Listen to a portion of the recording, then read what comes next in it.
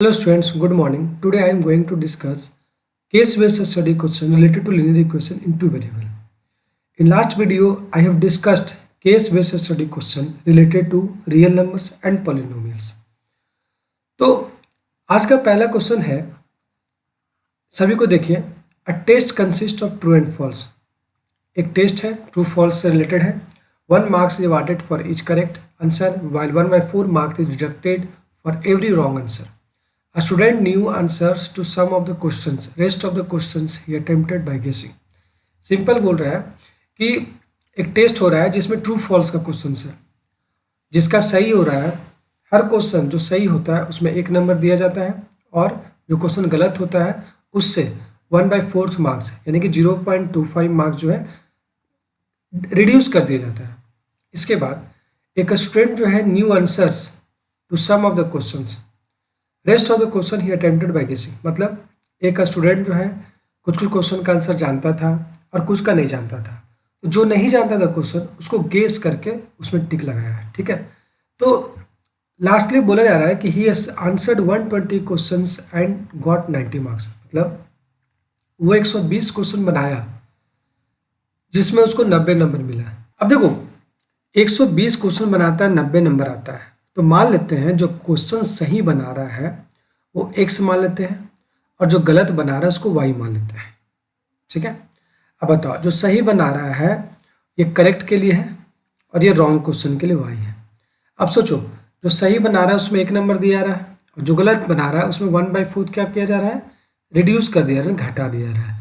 तो बताओ इस तरह टोटल नंबर कितना आया, इस तरह 90 नंबर आया. ठीक है. और दूसरा मेरा क्वेश्चन आ जाएगा यहाँ से कि टोटल 120 क्वेश्चन यानी कि करेक्ट वाला और रॉन्ग वाला है दोनों जो है मिला करके कितना क्वेश्चन है, 120 क्वेश्चन है. यानी कि x + y = 120. अब देखो फर्स्ट क्वेश्चन है, if answer to all questions he attempted by guessing were wrong then how many questions did he answer correctly. यानी सिंपल बोल रहा है अगर जो गेस किया गया है वो सारा रॉन्ग है तो बताओ कितना आंसर सही दिया है. तो यही दो इक्वेशन को हम सॉल्व करेंगे तो आंसर आ जाएगा. ठीक है. तो देखो ये क्या आ जाएगा, इसको सॉल्व करेंगे तो क्या आएगा, 4x - y/4 = 90. तो यहाँ से आ जाएगा क्या, 4x - y = 360. अब यहाँ से क्या करेंगे कि x का वैल्यू यहाँ से ये कर लेंगे. ठीक है. यानी कि इसमें x का वैल्यू क्या कर सकते हैं, अब दो इक्वेशन है उसको सॉल्व करने का तरीका जो है सिंपली तुम क्या कर सकते हो, जो भी 3 मेथड है, 2 मेथड सिलेबस में है जैसे एलिमिनेशन मेथड और सब्स्टिट्यूशन मेथड, जो मेथड तुमको लगाना है उसको लगा सकते हो. ठीक है. तो यहाँ देखो सिंपल हम क्या कर दिए कि ये एलिमिनेशन मेथड से हम यूज़ कर रहे हैं. तो एलिमिनेशन मेथड में y सेम है तो 5x = ऐड करेंगे तो एडअप क्या होगा 0 8 4. x = क्या आ गया 480/5. 5 9 टाइम्स 5 9 10 45 और 5 9 45 30 5 6 30 96 x. The value of x का वैल्यू कितना है 96 है. तो x क्या माने करेक्ट. करेक्ट जो है 96 है. तो बताओ 120 क्वेश्चन था जिसमें 96 जो है एक करेक्ट किया तो रॉन्ग कितना आ गया, 10 में 4 गया 6 और 11 में 3 गया 11 में 9 गया 2 24. तो देखो इस क्वेश्चन में क्या बताया जा रहा है, कितना क्वेश्चन को गेस किया है जो रॉन्ग है. तो रॉन्ग कितना है, तो रॉन्ग जो y है तो y क्या आ गया, y आ गया 24 रॉन्ग हो गया. ठीक है. इसका answer 24. How many question did he guess. बोल रहा है कि if answer to all question attempted guessing wrong, मतलब जितना अटेम्प्ट किया है वो सब रॉन्ग है तो बताओ कितना सही किया है. तो सही को हम क्या माने x, तो x का वैल्यू क्या आ गया 96. तो इसका आंसर हो गया 96. How many question did he guess. अब गेस कितना क्या है, y बताना है तो y कितना आ गया 24. तो इसका आंसर हो गया 24. Next, if answer to all questions he attempted by guessing were wrong.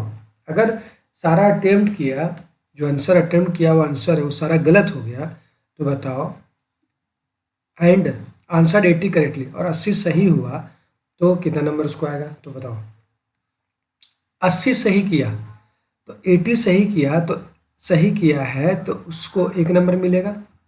अब माइनस कितना गलत किया तो बताओ टोटल 120 क्वेश्चन है उसमें 80 सही है तो कितना क्वेश्चन बचा 40 बचा. 40 को कितना से रिड्यूस किया जा रहा है 1/4 से, नहीं हो गया 10, तो 80 - 10 कितना हो गया, 80 - 10 = 70। इसका आंसर 70 हो गया। ठीक है, अब बताओ 95 नंबर लाना है। तो हम लोग को पता है कि अगर क्वेश्चन टोटल 120 क्वेश्चन है, तो अगर इसमें से एक क्वेश्चन सही किया, करेक्ट किया, ठीक है, और तो कितना क्वेश्चन इनकरेक्ट होगा, तो 120 में 1 घटा देंगे तो क्या आएगा, इनकरेक्ट क्वेश्चन, नहीं रॉन्ग क्वेश्चन। ठीक है, अब कह रहा है सही और गलत दोनों मिला के कितना लाना, 95। तो बताओ कितना सही करेगा, तो बताओ एक क्वेश्चन सही है उसमें 1 नंबर दिया जाएगा, ठीक है, और 120 - x क्वेश्चन जो है वो गलत है, उसमें कितना रिड्यूस किया जाएगा, बाई 4। तो ये दोनों करके कितना लाना है, ये लाना 95 लाना है। ठीक है, अब ये बताओ एलसीएम लेंगे तो 4 × x, 4x minus 120 plus x by 4 = 95। अब यहाँ बताओ 4x में x ऐड करेंगे तो 5x माइनस 120 = 95। 4 टाइम्स मल्टीप्लाई होगा तो 9 5 5 4 20 0 2 36 और 2 38। 5x = 380 प्लस 120 क्या आएगा, 0 8 2 इसके जुगात में 3 4 1 500। तो इसका लिए कितना हो जाएगा, 100। तो यानी इससे क्या पता चल रहा है कि कितना क्वेश्चन को सही करना होगा जिसमें 95 नंबर उसको आएगा, तो 100 क्वेश्चन सही करना होगा जिसमें उसको 95 नंबर आएगा। ठीक है, तो ये ध्यान में रखना। अब देखो दूसरा question, case based study question number 2। ठीक है, तो लीनियर इक्वेशन है। अब यहाँ बताओ Amit is planning to buy a house and the layout is given, यानी कि एक हाउस खरीदना है अमित को और इस तरह के हाउस का एक लेआउट दिया हुआ है। तो the design and the measurement has been made such that area of 2 bedrooms and kitchen together is 95 square meter. अब देखो ये इस तरह मेजरमेंट दिया और डिजाइन इस तरह किया हुआ है, इसमें दिया हुआ है सच that area of 2 bedrooms and kitchen, यानी एरिया किसका है, एरिया है 2 बेडरूम का और किचन का एरिया दोनों मिला के कितना है, तो 95 मीटर स्क्वायर है। अब बताओ यहाँ से बताओ बेडरूम का एरिया क्या आएगा। तो बताओ ये बेडरूम है, तो ये बेडरूम रेक्टेंगल शेप का है, तो रेक्टेंगल का एरिया होता है लेंथ इंटू ब्रेथ, तो 5 × x क्या हो गया, 5x। ठीक है, और इसके बाद सेकंड बेडरूम 5 × ये लेंथ x है तो फिर 5x हो गया, प्लस किचन, किचन जो है इसका लेंथ ये ना लेंथ है, इसका ये क्या है लेंथ ये हो गया और ब्रेथ ही हो गया। तो बताओ ये यहाँ से हमें कितना 5 और ये y प्लस 5y = कितना 95। अब यहाँ से हम लिखते हैं 5 5 10x प्लस 5y = 95 और 5 कॉमन लेंगे तो क्या बच जाएगा 2x प्लस y = 5 1 × 5 और 5 1 × 5 4 5 545। अब इसके बाद अब इसके बाद क्या दिया हुआ है, ये दिया हुआ है। ठीक है, अब यहाँ से form a pair of linear equation 2 variable from this situation. तो 2 वेरिएबल यानी कि अभी एक ही वेरिएबल बना है, form a pair of linear equation 2 variable, pair बनाना है। ठीक है, तो एक तो रिलेशन आ गया यहाँ से, अब दूसरा रिलेशन कहाँ से आएगा, तो बताओ दूसरा रिलेशन क्या ये आएगा, ये 15 लेंथ है तो रेक्टेंगल है तो ये भी 15 पूरा होगा। तो बताओ इसका लेंथ क्या है 2x + y, 2 + x + y, इसका वैल्यू क्या आएगा 15 के बराबर होगा, क्योंकि ये रेक्टेंगल है तो रेक्टेंगल का अपोजिट साइड इक्वल होता है तो इक्वल होगा। तो बताओ यहाँ से x + y = क्या आ जाएगा 15 में 2 जाएगा 13। ठीक है, ये 2 इक्वेशन आ गया, तो इसका आंसर 2 रिलेशन क्लियर हो गया। अब इसके बाद find the length of outer boundary of the layout, पूरे आउटर बाउंड्री का लेआउट निकालना है इसका, पूरे बाउंड्री का। तो इसमें बताओ पूरे बाउंड्री का मतलब समझो कि पेरीमीटर निकालना है तो सबका साइड पता होना चाहिए। जैसे 15 पता है, ये साइड पता है, इसमें हमको x y ऐसे भी कर सकते हो, ये तो 15 के बराबर होगा और ये भी पूरा इसके बराबर होगा। तो 5 5 10 तो 12 इधर, तो 12 ये भी, 15 ये तो 15 ये भी। तो बताओ 15 15 30 हो गया, 30 12 और 12 24। तो बताओ 30 + 24 कितना आ जाएगा 54 मीटर है, तो मीटर 54 मीटर इसका आंसर हो जाएगा। ठीक है, बी। नेक्स्ट है find the area of each bedroom and kitchen in the layout. इस लेआउट में सारा बेडरूम और किचन का एरिया पूछ रहा है। तो बताओ इसका किचन और बेडरूम का एरिया निकालने के लिए ये दोनों इक्वेशन से हमको x और y का वैल्यू सॉर्ट आउट करना पड़ेगा। तब अब इसको सॉल्व करने के लिए अब यहाँ पर कोई भी 2 मेथड लगा सकते हो। तो अच्छा यही है कि दोनों को एलिमिनेशन लगाते हैं, ठीक है। तो एलिमिनेशन के लिए हम क्या करेंगे, plus y is equal to 19 और यहाँ से x plus y is equal to 13। Elimination में क्या दोनों कोई भी अगर सेम होना चाहिए, तो यहाँ y सेम है। बताओ ये दोनों को एलिमिनेट करने के लिए हमको इक्वेशन में क्या करना पड़ेगा, सब्ट्रैक्ट। तो ये माइनस ये माइनस ये माइनस कैंसिल आउट हो गया। 2x में गया क्या आ गया x, 19 में 13 गया कितना गया 6, x का वैल्यू 6 आ गया। तो बताओ y का वैल्यू क्या आएगा, तो y कैसे भी निकाल दो, तो y is equal to 19 minus 2x, 2 into 6 12, तो 19 में 6 जाएगा 12 जाएगा 7, तो y 7 आ गया।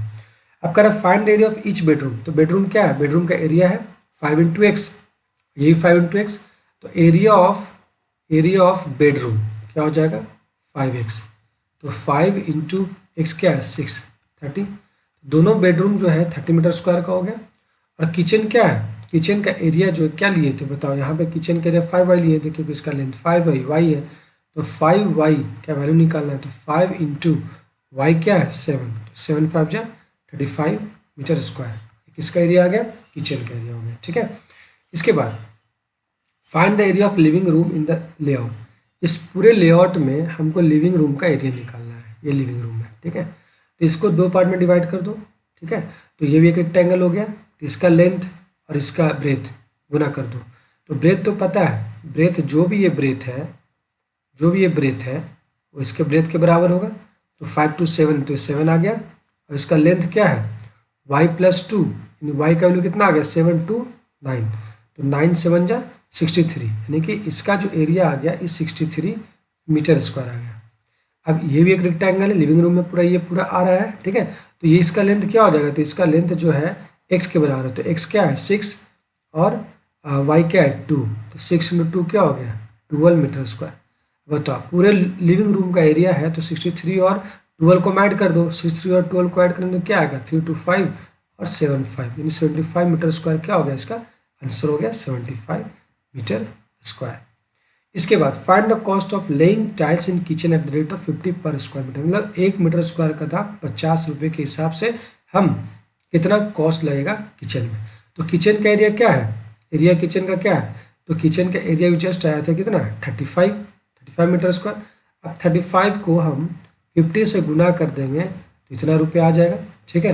तो अब देख लो 5 5 25 2 15 to 17 1750 से क्या हो गया इतना रुपया आ गया। तो इस तरह जो हम लोग सॉल्व करेंगे सेकंड क्वेश्चन। थर्ड क्वेश्चन में ये बता रहा है कि it is common that government revise travels fares from time to time, government जो ट्रेवल्स के फेयर को रिवाइज करता है, हमेशा इंक्रीज या घटा भी सकता है, ठीक है, बेस्ड ऑन वेरियस फैक्टर।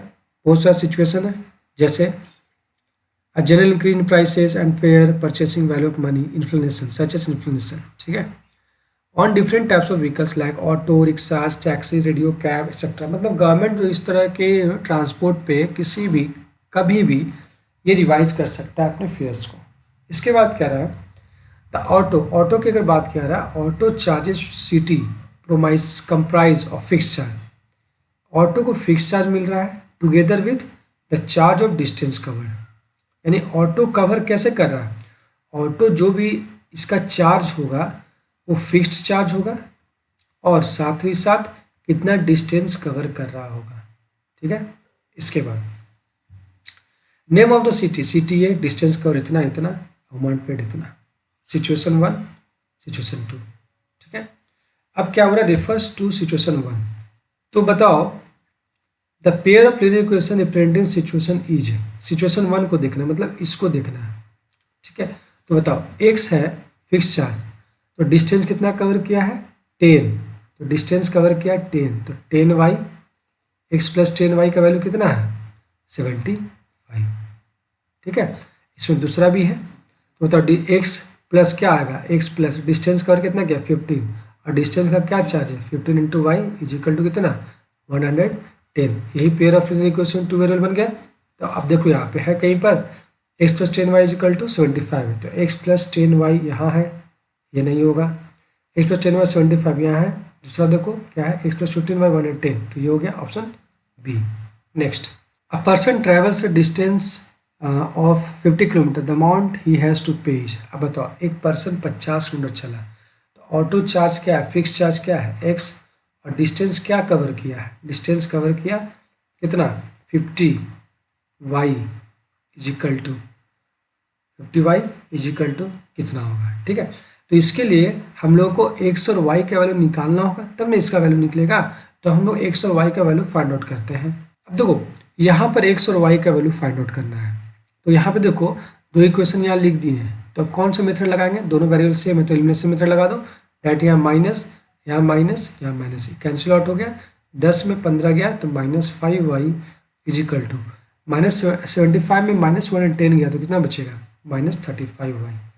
तो यहाँ से y का वैल्यू क्या आ गया, y इजिकल टू 35/5, 7 5 35। तो x का वैल्यू क्या आएगा, तो x is equal to 75 minus 10y, तो 10 इंटू 7 70 क्या आ गया 5। तो x का वैल्यू आ गया 5 और y का वैल्यू आ गया 7, तो यहाँ पुट कर दो। x का वैल्यू 5 है प्लस y का वैल्यू 7, तो 50 इंटू 7 कितना आ जाएगा 5 प्लस 3 7 5 35 350। 350 को हम 5 से ऐड करें तो क्या आ जाएगा 355। तो ये इसका अमाउंट पे करना होगा। ठीक है, तो यहाँ पे 355 है। ठीक है, इसके बाद रेफर सिचुएशन 2। अब 2 को देखो। ठीक है, what will be the person have to pay for distance 30 kilometre, मतलब 30 किलोमीटर के लिए दूसरा सिचुएशन में पर्सन को कितना पे करना पड़ेगा, तो उसके लिए एक्स और वाई का वैल्यू निकालना पड़ेगा। तो देखो सिचुएशन 2 क्या बोल रहा है, सिचुएशन 2 कह रहा है in city B for journey x 8 kilometre the charge is 91। City B में जर्नी 8 किलोमीटर यानी कि x plus 8y is equal to कितना है 91, and for a journey 14 kilometre amount pay कर रहा है 145।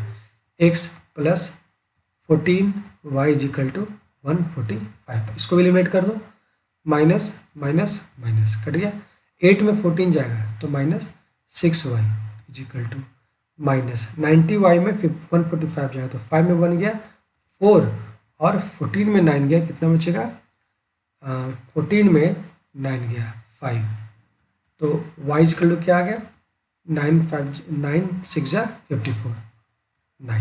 ठीक है, इसके बाद x का वैल्यू क्या आएगा, तो x is equal to 91 minus 8y, तो 9 8 जा 72, तो 72 चला जाएगा तो 8 18 1 19 हो जाएगा, x का वैल्यू 19 हो जाएगा। ठीक है, अब यहाँ से देखो अब क्या बोला था question, what will be the person have to pay for travelling distance 30 kilometre, 30 kilometre जाने के लिए। तो 30 किलोमीटर जाने के लिए x प्लस 30y का वैल्यू निकालना होगा। तो x का वैल्यू क्या आ गया 19 प्लस 30 इंटू वाई, वाई का वैल्यू 9, 19 प्लस 9 थे 27 270, तो क्या आ जाएगा 270 280 289, ये इसका आंसर हो गया।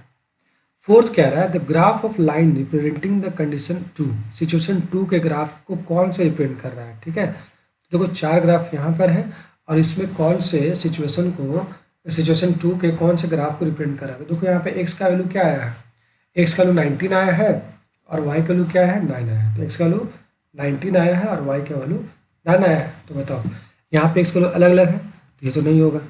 यहाँ पे x का वैल्यू क्या है, x का वैल्यू x एक्सिस पे भी है तो x का वैल्यू 19 आना चाहिए, तो 19 तो है नहीं और y का 9 ये भी नहीं होगा।